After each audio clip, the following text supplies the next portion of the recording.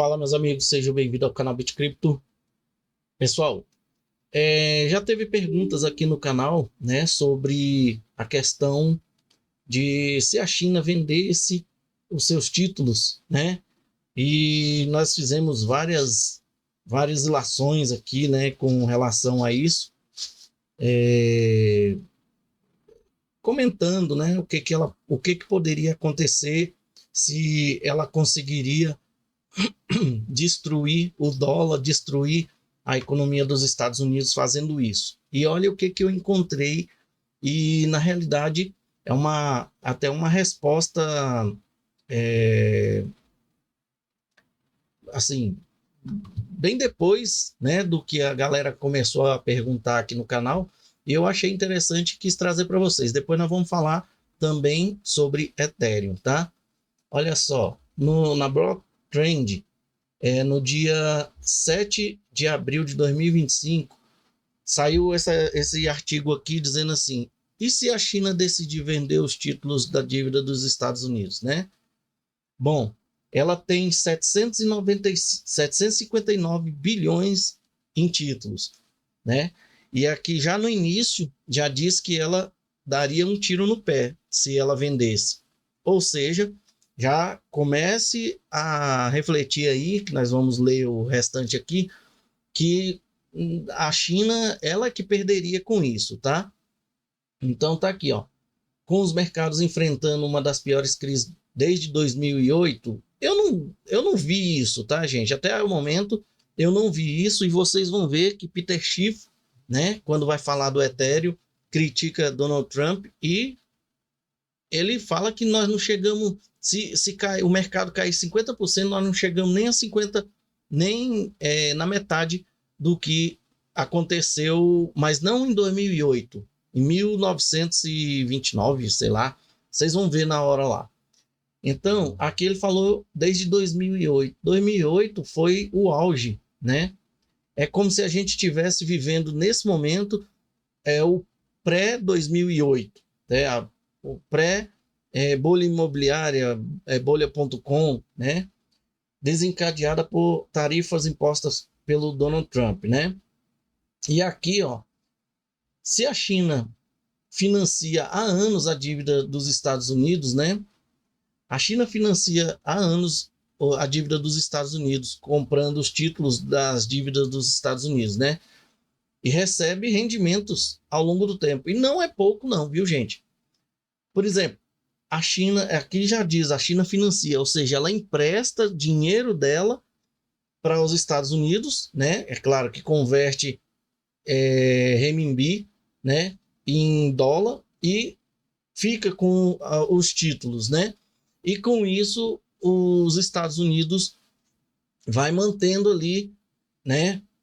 Imagina que uma senhora tá precisando de dinheiro. Aí alguém pega e fala o seguinte: ó, me dê uma promissória, assine essa promissória aqui e me dê, e eu vou te dar dinheiro. E você vai financiar tudo que você precisa na sua casa. E com isso, na promissória diz que se ela, se eu que sou o credor vender o seu, devolver, né, pedir o dinheiro de volta, você me devolve o dinheiro, e com isso eu não tenho, você não vai ter mais dívida comigo, mas eu também não vou receber mais juros naquela promissória. É mais ou menos isso que acontece aqui. E aqui diz: a China vender esses papéis significaria que ela estaria basicamente pedindo o dinheiro que ela emprestou aos Estados Unidos de volta. E ao emprestar dinheiro, ninguém empresta de graça, né? Sempre tem que devolver ali, né, alguma coisa. E aqui diz que, de acordo com os dados recentes, a China é o segundo, tá, maior detentor estrangeiro de títulos do Tesouro dos Estados Unidos, com cerca de 759 bilhões em março de 2025, conforme reportado pelo Visual Capitalist. Perde somente para o Japão, que tem 1 trilhão de títulos do Tesouro dos Estados Unidos. Será que isso tem alguma coisa a ver com a grande parceria que os Estados Unidos têm com o Japão? né? Aquela irmandade. Eu não sei, eu acho que não, mas tem outros motivos, mas esse daqui pode ser um deles, né? A China emprestou uma quantidade relevante de dinheiro porque durante muitos anos ela vendeu muitos produtos para os Estados Unidos, como roupa, eletrônicos e brinquedos. Com o dinheiro que ganhou, a China comprou esses títulos para guardar uma parte dos seus lucros de forma segura, já que esses papéis são considerados muito confiáveis. Por isso, esse aqui é de longo prazo, né? O que ela compra. Mas vocês lembram que a Ripple, Tether, o SDC, eles compram títulos do Tesouro de curto prazo? Pois é. Da mesma forma que o de curto prazo é confiável e é mais líquido, esse daqui já é um pouquinho menos líquido, mas é confiável também. Isso representa uma redução significativa em relação aos picos de 2011 e 2013, quando a China detinha mais de 1 trilhão e 300 bilhões. Ou seja, a China começou a vender os títulos, né? Assim, diluindo, né, aquela dívida que os Estados Unidos tinham. Isso foi muito bom para os Estados Unidos. Ou seja, os Estados Unidos não dependem tanto da China para manter a sua economia, apesar de gerar um pequeno tremor sísmico na economia dos Estados Unidos, tá? Pequeno. A diminuição reflete um processo de desacoplamento financeiro entre os dois países.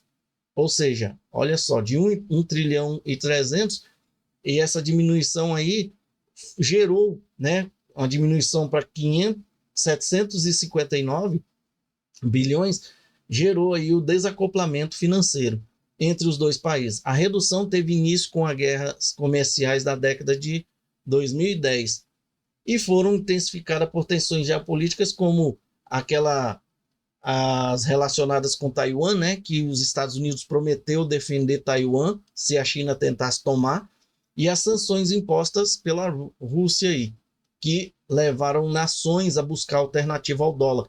Ou seja, a China vendendo, reduzindo aí, gerando esse desacoplamento financeiro, gerou um frenesi das nações em busca da alternativa ao dólar. O que seria essas alternativas ao dólar? Talvez o ouro, né? Apesar da redução, os 759 bilhões ainda representam uma fatia considerável, né? Dos 7,7 trilhões de títulos detidos por investidores estrangeiros, incluindo países, né? Ou seja, tem 7,7 trilhões de títulos de valor em dólar, né? De títulos ainda pelo mercado afora aí, conforme dado do Departamento do Tesouro dos Estados Unidos, de dezembro de 2021 ajustado para 2025. A dívida dos Estados Unidos, que ultrapassa 34 trilhões, há quem diga que é 37, mas aqui diz que é 34 trilhões em março de 2025, consolidado, tá, gente?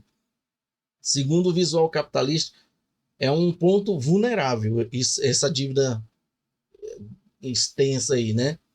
Especialmente em um momento em que esse CBO, né, Congressional Budget Office, deixa eu ver o que significa isso, Escritório de Orçamento do Congresso, projeta que a dívida pública federal pode alcançar 116% do PIB até 2034. Se a China decidisse vender todos os seus 759 bilhões de títulos, o impacto imediato seria sentido no mercado de títulos, só no mercado de títulos. E olha só, gente, e agora nós vamos ver que isso é o que acontece nas criptomoedas. Tudo aquilo que a gente vê acontecendo, porque eu vou vender massivamente, ou alguém vendeu massivamente. Você joga a sua criptomoeda na fogueira, outro vai lá e compra mais barato. É o que vai acontecer, tá? Com os títulos da China. Os títulos são considerados um dos ativos mais seguros do mundo. Uma venda massiva poderia aumentar os rendimentos, né, desses títulos. Olha só, se ela vende 759 bilhões, os rendimentos desses títulos podem aumentar, e ela perderia. Olha o tiro no pé dela aí, né? Já que o preço das ações, né, e seus rendimentos têm uma relação inversa. No contexto atual, com os mercados já abalados pela tarifa do Trump, a venda massiva poderia exacerbar a volatilidade, ou seja, né, nós íamos ver muitos preços subindo e descendo aí em poucos segundos ou minutos, né? Os yields de títulos de 10 anos que já subiram 100 pontos base desde 2024, setembro de 2024, conforme CEPR, poderia disparar ainda mais, assim elevando os custos de empréstimo para o governo americano, é claro, e impactando setores sensíveis a juros. Se a China tiver interesse em sacanear os Estados Unidos no setor imobiliário e automotivo, ela pode sim despejar. Se ela tiver bala na agulha lá, ela pode fazer isso também, tá? Lembrando que a China fez muito dinheiro com criptomoeda, ou seja, drenou muito dinheiro com criptomoeda, tá? Além disso, o dólar, que já está sob pressão, poderia sofrer uma desvalorização adicional. Quem me perguntou aí a respeito ontem sobre a desvalorização do dólar, né? Se o dólar desvaloriza, a tendência é o nosso real ou qualquer outra moeda no mundo aí valorizar. E o que acontece? O dólar continua valendo $1, só que você compra mais, você compra mais real com dólar, né? É isso mesmo, que o real tende a diminuir o seu valor em relação ao dólar. Hoje, ele chegou a bater, gente, nesse momento está R$6 $1. R$6.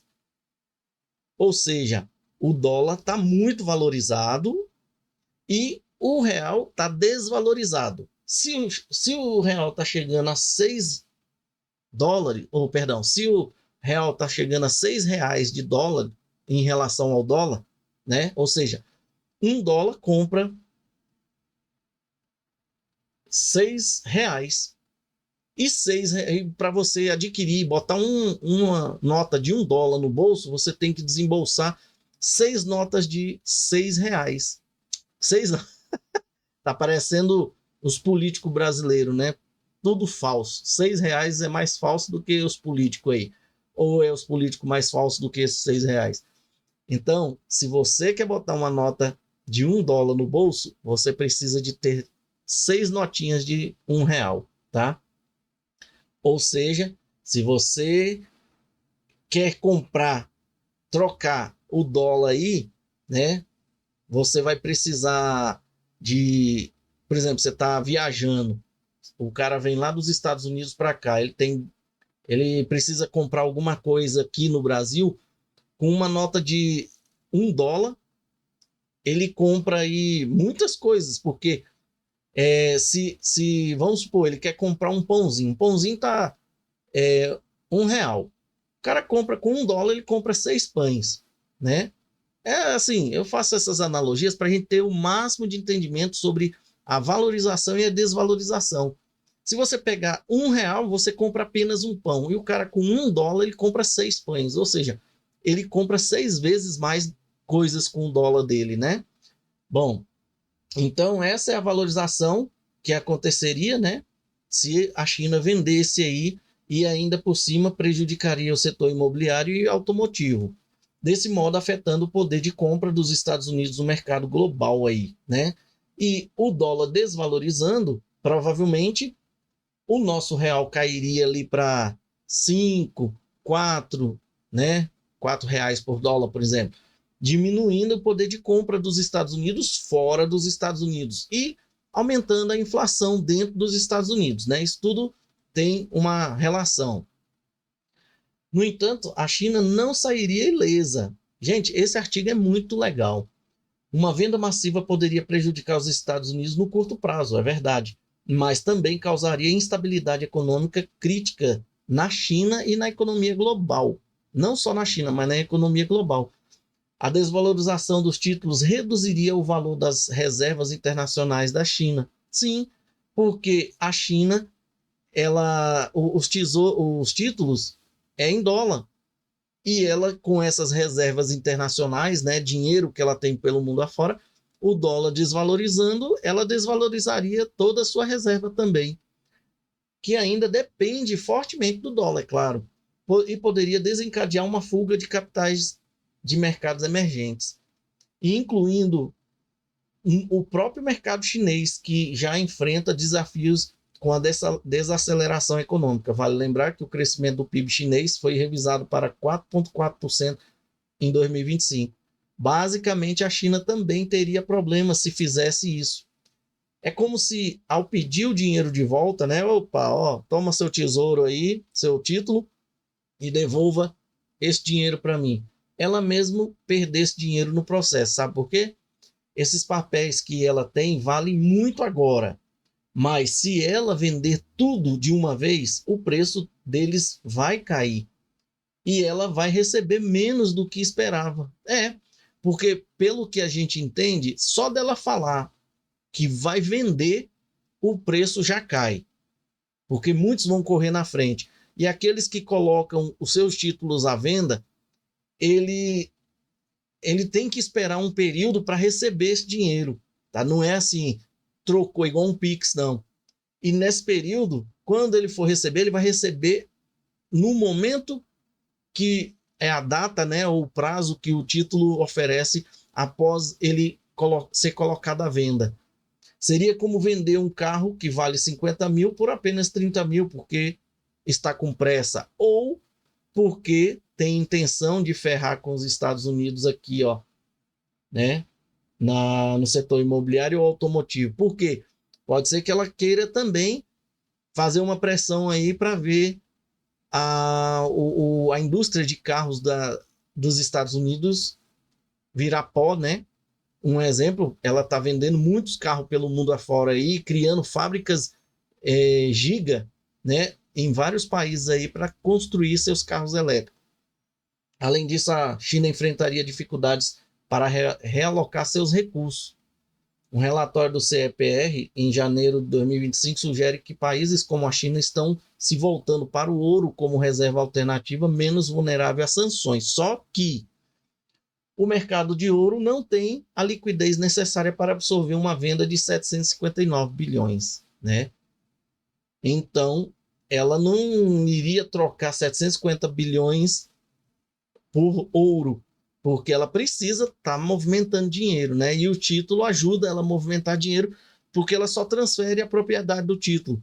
O ouro também, só que nem todo mundo quer pegar ouro porque ele precisa de liquidez, né? E o ouro para transporte, como é que faz, né? Ah, mas ele pode fazer negócio aqui e trocar pelo título lá no outro país, igual uma ponte, né? O título virar uma ponte, igual o XRP da vida. E quem pegar o título entrega o ouro para o outro, tá? É o chamado IOO, né? Especialista alerta para Bitcoin neste cenário que já está no centro das atenções há meses no que diz respeito à Reserva Nacional de Valor lá dos Estados Unidos. A probabilidade de a China vender seus títulos é baixa, né? Primeiro porque seria um tiro no pé e desvalorizaria os ativos remanescentes da China, né? Levando aí outros países a comprá-lo a preço mais baixo. Aquilo que eu acabei de falar mais um pouco no início é sobre parecer muito com quando uma baleia vende criptomoeda. Ele vai estar só mudando de mão. Quem pegar os títulos do Tesouro dos Estados Unidos vai continuar recebendo os dividendos, e que são bem gordos, e simplesmente vai mudar de mão mais barato, né? Então, isso aqui, né? A China já está reduzindo gradualmente, que foi de 1 trilhão e 300, né? Isso chama-se desrisco, de 1 trilhão e 300 para 759 bilhões, né?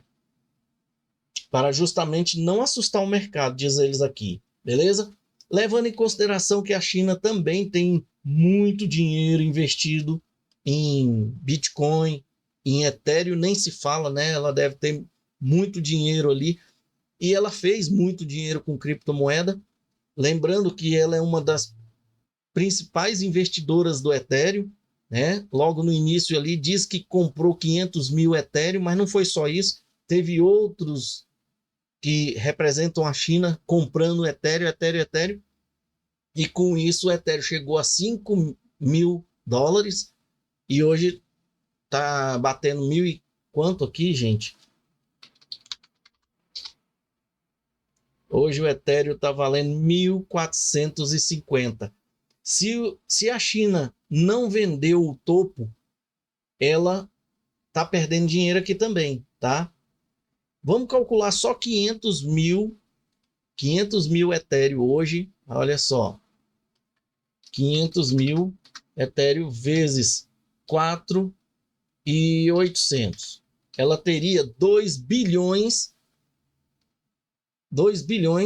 e 400 milhões de dólares. Lá no topo, isso foi há 2 anos atrás. E hoje, 500. Isso só de um, que é o Wanxiang, tá? Vezes 1.450. Ela tem só 725 milhões, tá? É claro que ela tem títulos, muito mais títulos em termos de valor do que o topo do Ethereum em um. Só que eles não têm só 500 milhões de Ethereum, né? 500 mil Ethereum, tem mais, tá? Bom, pensando nisso, Ethereum vai cair abaixo de 1.000 dólares em breve, diz Peter Schiff, aquele crítico do Bitcoin, né? Esse aqui também, gente, é do dia 7/4, tá? Esse aqui também é do dia 7/4, ó, tá? Tudo num dia só. Ele disse que é uma questão de tempo até que o preço do Ethereum caia abaixo de 1.000 dólares, tá? O preço do Ethereum caiu pela primeira vez abaixo de 1.500 após 2 anos. Nós estamos a 1.450 ali, como a gente viu, né? 1.450, 48, caindo mais um pouquinho ali agora. Ele diz que não vai demorar muito para acontecer essa queda do Ethereum. Então ele está repetindo aqui, né, o que está dizendo aqui no Twitter, né, que caiu abaixo de 1.500 dólares pela primeira vez em mais de 2 anos. Até agora a mínima do dia ficou por pouco acima de 1.400, uma queda de 20% da noite para o dia. Não acho que vai demorar muito para romper o nível de 1.000 dólares. Gente, isso aqui é que a gente chama de efeito psicológico, tá? Quando o cara tá vendo que ele vai perder lucro, se ele tivesse vendido a 2.000, 3.000, ele tinha o dobro do lucro que ele venderia hoje. Às vezes o cara só tem 2 Ethereum. Tava 3.000, ele tinha 6.000 dólares. Se ele hoje vai vender, só tem 3.000 dólares. E a depender do preço que ele comprou, se ele comprou a 1.000 dólares, ele já está perdendo muito, porque ele só vai ganhar por moeda 400 e poucos a 3.000 dólares, né? Vamos dizer assim. Ele estaria ganhando ali 4.000 dólares em cada, não, 2.000 dólares em cada Ethereum, se ele pagou 1.000 dólares nele. E se ele pagou 1.400, ele já está no 0 a 0. Agora, se ele sair, é só para garantir, né, o orgulho e manter ali o dinheiro guardado. Mas a depender do ganho, ele já perdeu, né? Agora, quem comprou a centavos lá ainda está no lucro absurdo. É igual quem comprou, ganhou Bitcoin. Está no lucro absurdo ainda, tá? Eu achava que a coisa mais estúpida que Donald Trump ia fazer seria a reserva de Bitcoin, mas me enganei. Ele disse isso ao criticar o tarifaço apresentado pelo governo dos Estados Unidos. Como defensor apenas do ouro e prata, né, como investimentos, Peter não confia nas moedas digitais descentralizadas. Ao atacar Donald Trump, ele aproveitou para também cutucar a proposta de reserva soberana de Bitcoin para os Estados Unidos. E ele diz aqui, ó, estamos à beira da maior crise desde da Grande Depressão. Então, olha só, aqui diz que estamos com os mercados enfrentando uma das piores crises desde 2008. Eu não, como eu falei, eu não acho que é uma das piores crises desde 2008, né? Apesar que sim, desde 2008 pode sim, não é idêntica, né? Ali não está dizendo que é idêntica. Eu estava até pensando nisso, mas não é idêntica. Então tá certinho ali. E aqui está dizendo que estamos à beira da maior crise desde a depressão. E ele diz aqui, né, na segunda-feira, o mercado de ações operando queda ainda não estava nem próximo de precificar o movimento de recessão. Assim, ele indica que seria a pior recessão desde a Grande Depressão, e mesmo que a queda que ocorresse aí de 50% no mercado ainda não seria o fundo do movimento, né? Fato é que o Shift tem alertado que todos devem comprar ouro e prata como reserva de valor. Ou seja, gente, ele misturou ouro, prata, reservas, tarifaço e sentou o dedo aí no Trump, né? Então é isso, pessoal. Espero que vocês tenham gostado aí. Muitos de nós estamos aí pensando, né, aos preços aí, gente. Muitos de nós pensando aí em adquirir criptomoeda nessa queda, né? Mas muita coisa ainda tá para acontecer. E a gente não sabe, né, o que virá depois de tudo isso aí, ou em alguns momentos, né, eu até fiquei mais tranquilo quando alguém respondeu aqui no canal sobre a minha dúvida, né? O que o Trump estava querendo com isso? É diminuir o, a, o valor do dólar, né, diante do mercado global, para a dívida dele ser reduzida, né? E aí, será que isso não está afetando o preço do Bitcoin? Né? O Bitcoin está quanto aqui? Deixa eu ver. Bitcoin está 75 mil, né? Aqui, ó. Bitcoin 75 mil. Com o que o Trump está fazendo, o preço vai diminuindo, e com isso, se ele estiver pensando que vai pagar a conta ou parte da conta dos Estados Unidos com o Bitcoin, eu acho que ele não consegue, porque a acoplagem do Bitcoin com o mercado tradicional é muito grande, tá? Então é isso, pessoal. Espero que vocês tenham gostado aí, né? Fique com Deus e até a próxima. Chegamos ao final de mais um vídeo. Agora, se você quer se sentir parte dessa família chamada BitCrypto e gostou do vídeo, considere deixar um like. Deixe também o seu comentário aqui no vídeo para a gente saber o que você achou da informação, e deixe também alguma informação que você queira aí, participe. Você faz parte do canal. Compartilhe o vídeo para que outras pessoas também tenham essa informação. Não guarde a informação só para você. Se você ainda não é inscrito no canal, considere fazer parte da família BitCrypto, se inscrevendo, e aproveite e ative o sininho para você receber notificações dos próximos vídeos. Muito obrigado e até a próxima.